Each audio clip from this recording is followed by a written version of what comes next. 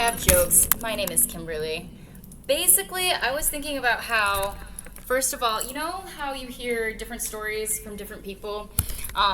Like, particularly men and women, like the difference when they're talking about their uncles?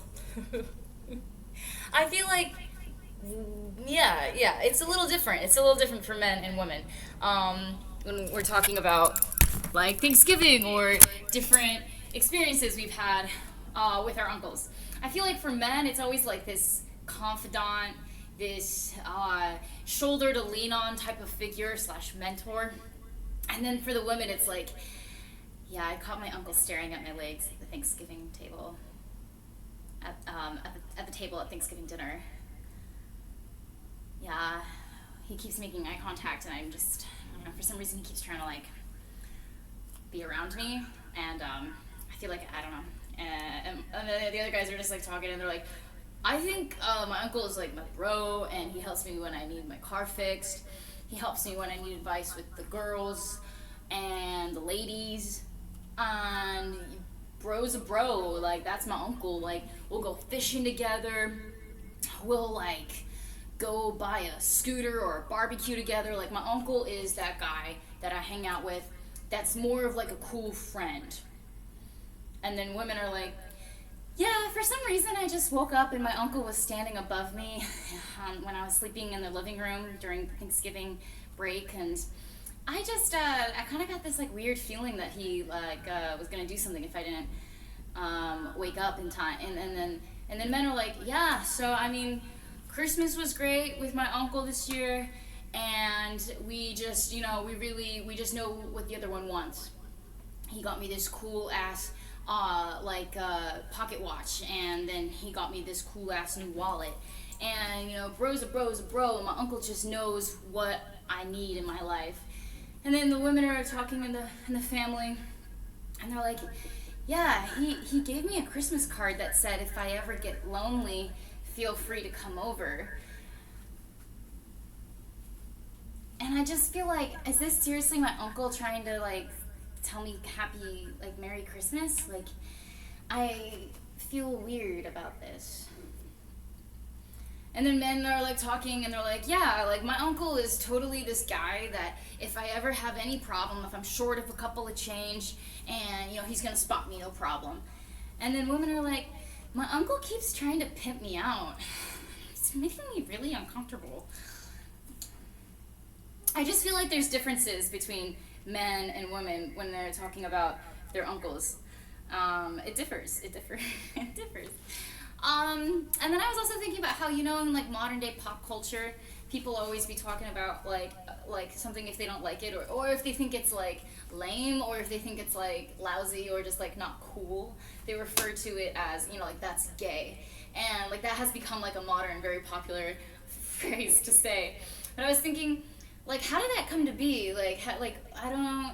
What if we like changed it to something like ridiculous, like to something else, like that is actually like, you know, like repulsive, because being gay is actually the cool thing, I feel like, and it's like cool to say that something, if somebody's like gay, that's like, you know, it's not like actually dogging on it, but I feel like when people say it, they're not really saying that's like not what I would do. Well, they're saying like it's not cool, but I feel like if you're saying something's gay, you like, you don't totally dislike it, but you're just like not in favor of it. But what if we started like so with that said, stay with me here. What if we started a phrase that actually, you know, meant what it meant, like as in like it's repulsive? So what if modern pop culture just started like picking up the phrase that's pedophile? Dude, that's so pedophile. Like, bro, don't even go to that frat house or that sorority house. Like, that's so, dude. Did you catch that concert? Hella pedophile. That concert was gay. Like, I think that there's some similarities and differences between how maybe these could go hand in hand, or not at all, and just nix the gay. Just get that out of the modern pop culture, because I feel like, you know, gay is cool, rainbow is cool, but at the same time, when people say that, it's like, I don't think that they really are dogging it that hard. So we need a phrase where they really mean they're dogging it. Like, that's really repulsive. That's pedophile, bro. And then I was also thinking, I don't know, like, why I was, like, thinking about, like pedophilia when I was eating cream cheese. I was eating cream cheese. I know that sounds horrible, but listen. I was looking at the box of Philadelphia cream cheese while I was eating croutons and dipping it in cream cheese, because I'm kind of, like, somehow, like, living like a college student and I don't have much groceries. So that was the end of the grocery list in the fridge. That's what we had. And I was just looking at how Philadelphia is spelled a lot like pedophilia. Like, what if we started calling it pedophilia cream cheese and see how that would get marketed? It might make a lot of money. Because there might be a niche market, because we know from the crime statistics that there is a lot of pedophilia. And so what if, instead of Philadelphia cream cheese, we called it pedophile cream cheese, because you could just knock out an I and then put in an E, and it's actually very similar.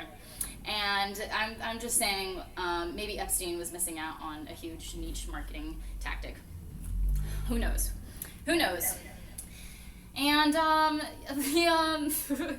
was thinking it was funny that the other day I was, like, hanging out by the fire hydrant, and a girlfriend comes over, and it's kind of like the friend that I'm pretty sure we're not friends anymore, but it's cool because, like, there was just too many, but it's like we're still talking, but, like, it's more like, hi, hello, how are you?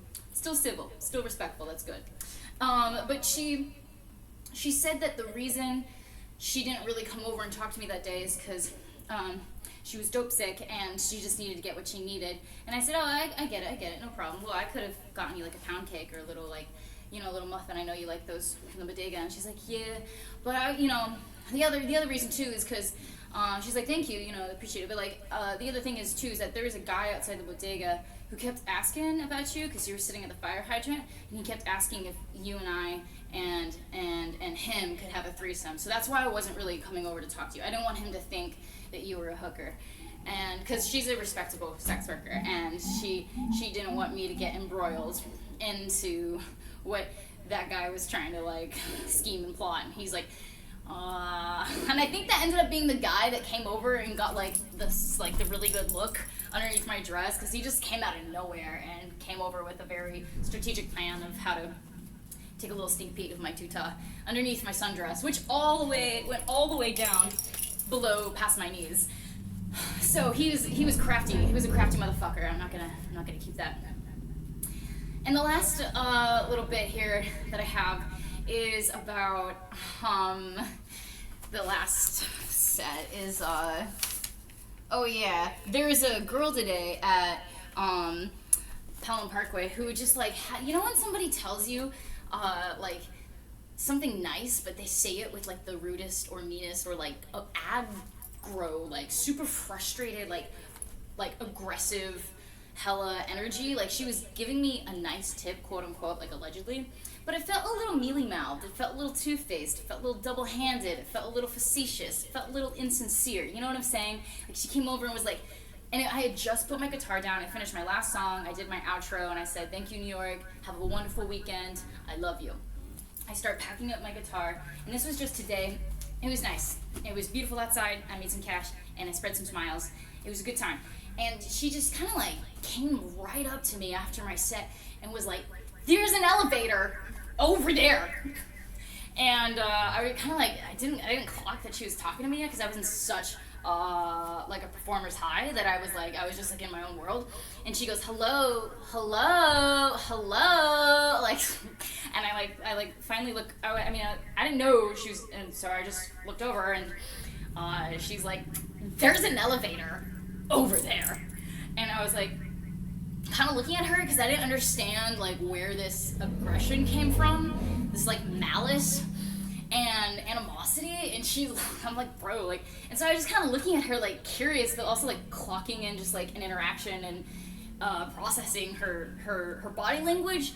Kind of looked like she had stamped on her forehead, fuck you, and then it also kind of was, like, the same demeanor, like, when you're a kid and you're, like, sitting and you're just, like, a kid in a classroom, and then the teacher comes over and then they say, like, the principal wants to see you in their office now. I kind of felt like it was that same energy, but I was, like, a full-grown woman, a musician, just finished playing a set, and she's like, there's an elevator over there. And it made me feel like that I hope that she has a better day and doesn't talk to everybody else in such an aggressive manner, because I didn't know why she was telling me that there is an elevator over there, because she was the one that's like 35 pounds overweight and I'm the one wearing a tube top and looking damn good. I'm just gonna say it. So I didn't understand the frustration. I'm fine taking these stairs and having my little cart with me. By any means. It's all good. I'm aware of the area and I know that the layout and the configuration is that there's an elevator over there. That's when you know you're just dealing with people who hate you and are haters, because they're just trying to like put you in a negative, bad headspace. That's why I love this city. There's a good balance of love and hate, and you just gotta take it and roll with it. Thank you so much, New York. My name's Kimberly Ponce. Have a wonderful rest of your evening.